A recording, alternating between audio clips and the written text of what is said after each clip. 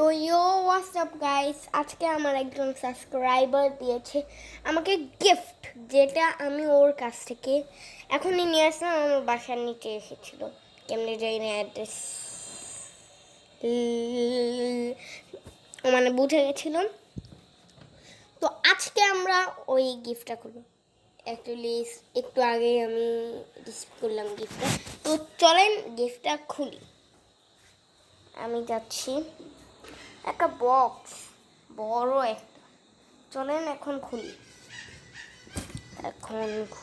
One, two, three.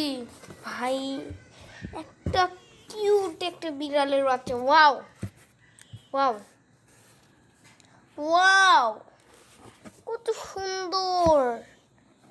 দেখি বেচারাটা ম্যাও ম্যাও করতেছে। এতক্ষণ ধরে ম্যাও ম্যাও করলো না ভাই। 2 মিনিট হয়ে গেল। দেখি, হ্যালো হ্যালো, দেখেন কি সুন্দর বাচ্চাটা, দেখেন।